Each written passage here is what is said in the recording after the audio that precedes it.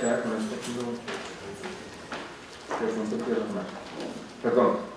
Decía que la ley estatutaria lo que pretende es reglamentar ese derecho fundamental a la salud, corregir algunos de los excesos que también son evidentes para todos, hacerlo de una manera procedimental que ponga en esa resolución de conflictos que va a ser inevitable, en los conflictos que va a ser inevitable en esa resolución, que minimice las vías judiciales y más bien potencialice las vías médicas, que yo creo que eso es importante. Hay una frase que repetí en la prensa y que no ha sido bien entendida, que me la dijo el ex magistrado Manuel José Cepeda, pero que me gusta de alguna manera. Digo, lo que debemos tratar de hacer es una construcción legítima del no o del sí alternativo, pero tiene que ser legítima, porque hoy, y en eso coincido con el padre Vicente Durán, la salud está en el centro de la discusión democrática. Y si uno básicamente no legitima la forma como el Estado puede decir, esta responsabilidad ya no es mía, eso no va a tener futuro, cualquier cosa que hagamos. Entonces, es una ley compleja. No quiero adelantar detalles porque es una conversación que no hemos terminado en el Ministerio. De pronto, en 1 o 2 semanas puedo traerles más noticias sobre el tema.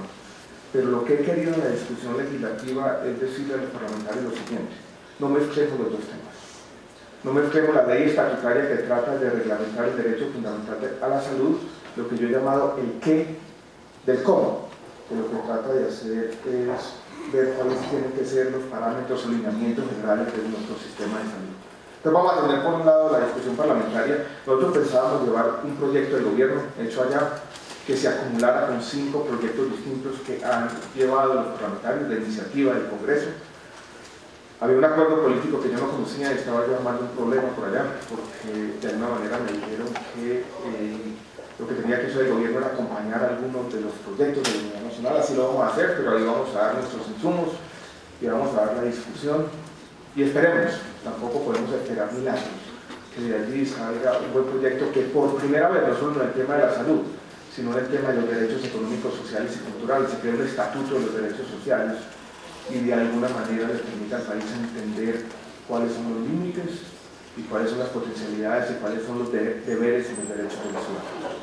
Ese es un primer tema. El segundo tema tiene que ver con la reforma ya al sistema de salud.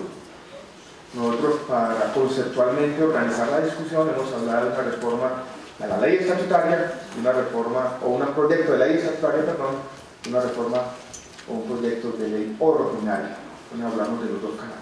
Estatutaria de un lado, ordinaria del otro. Y sobre ordinaria les cuento lo siguiente. Primero, que es inevitable, dados los anuncios que se hicieron ayer por parte del Ministerio de Hacienda. Ustedes han oído retazos de la reforma tributaria que piensa llevar el Ministerio de Hacienda o esta tarde o mañana temprano al Congreso. Una parte fundamental y esencial, yo diría el núcleo de esa reforma, consiste en sustituir no solamente el SENA y el ICBF, sino una parte de la contribución que hacen los empleadores a la salud por recursos fiscales. Les cuento en términos reales lo que piensa hacerse. Los 8,5 puntos porcentuales que hoy pagan los empleadores por la salud de sus empleados se van a reemplazar con una contribución o por un impuesto de destinación específica. Pero eso se va a hacer simplemente para los trabajadores que tengan ingresos o salarios inferiores a los 10 salarios mínimos. Entonces es como si ustedes imaginen el FOSIGA y la plata que hoy entra por las contribuciones de los trabajadores, plata que es recolectada por las EPS, hoy ya no entra por esa vía, sino que viene directamente de la tesorería, es impuesto con destinación específica y complementa los recursos que van a entrar al FOSIGA o que van a seguir entrando por diversas fuentes. Una, las contribuciones de los empleados que se mantienen, y otra, las contribuciones de los empleadores para aquellos trabajadores con más de 10 salarios mínimos. Yo creo que eso es importante. Pero miren lo que esto implica. Apenas uno hace, dijéramos, esta sustitución de fuentes o de financiamiento en el régimen contributivo, yo creo que eso nos plantea una serie de inquietudes y nos pone en una especie de argumento lógico que nos tiene que hacer llevar la reforma un poco más allá. ¿Qué es lo que estoy diciendo? Apenas uno tiene recursos fiscales financiando el régimen contributivo, Y ya se dijo aquí, sabemos que los planes de beneficios de los regímenes contributivos subsidiados son los mismos. Eso básicamente nos lleva casi que por un paso siguiente que hay que dar a unificar en un solo fondo los recursos del contributivo y del subsidiado. Recuerden que los recursos del financiamiento del subsidiado se dan con recursos fiscales que vienen del Sistema General de Participaciones, de las rentas cedidas de los departamentos, de los recursos propios, de la caja, una diversidad de fuentes. Entonces lo que estamos consiguiendo es crear un fondo único, que ya no va a ser posible, que aglutine o acumule todos los recursos de la salud. Eso va a simplificar el funcionamiento del sistema y eso nos va a permitir algo que yo creo que es fundamental, un punto que parece menor pero que es fundamental, y es tener las cuentas claras sobre la plata de la salud. Y es poder entender entonces esos dilemas que mencionaba el padre Vicente Durán al final de su presentación, y es saber cuáles son los recursos públicos destinados a garantizar el derecho fundamental de la salud, cuál es el plan de beneficios, y tener una idea entonces cuánto cuesta el plan de beneficios y los recursos que hay aquí acumulados son suficientes o no lo son. Todo el país no lo sabe.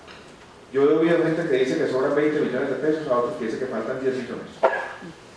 Porque es una conversación que en medio de la complejidad del sistema no se ha podido tener. Si uno tiene todos los recursos aquí en un fondo único, va a poder dividir por el número de colombianos, sabemos cuál es la unidad que se paga por capitación o por lo que sea, y va a poder tener cuál es el plan de beneficios que tenemos que pagar. Y si queremos hacer un plan de beneficios mayor, va a haber una retroalimentación en el discurso público. Y entonces, si como sociedad queremos tener un plan que cueste más o que sea más generoso, no tenemos alternativa distinta a pagar por ello. Recuerden, y es un hecho fundamental, y a veces los economistas nos buscan este tipo de obviedades. La salud la pagamos nosotros, los ciudadanos, vía impuestos, vía contribuciones o vía gasto de no la paga nadie más. Y por eso es bueno tener estas cuentas claras. Entonces, tanto los recursos guardados en este fondo único, eso nos obliga a dar más una conversación. Y el paso que vamos a hacer entonces con las EPS o sus equivalentes.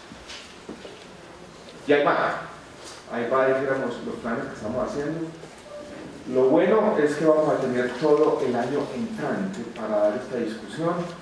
El proyecto de reforma tributaria del Ministerio de Hacienda contempla que para estos temas en particular va a entrar en operación el 1 de enero del año 2014. Pero tal vez la buena noticia es que nos obliga a tener un diálogo franco, sincero, con algunas de las puntadas que les he dado esta mañana sobre cuál es, no un sistema de salud ideal, porque eso no existe, sino un sistema de salud que se quiere más humano, que optimice los recursos. Es una discusión en la que queremos participar todos. En este tipo de diálogos sociales, yo creo que el país tuvo una lección importante que no se va a olvidar, y es lo que pasó con la emergencia económica en los años 2009 y 2010. Y es que estas discusiones no se toman a puerta cerrada. Cuando hablamos de salud, estamos hablando del núcleo de la democracia, y yo simplemente como ministro les doy unas puntadas y les digo, empezó la conversación, y estoy seguro, soy optimista de que la conversación terminará con un mejor sistema de salud para todos los colombianos. Muchas gracias de nuevo por la atención.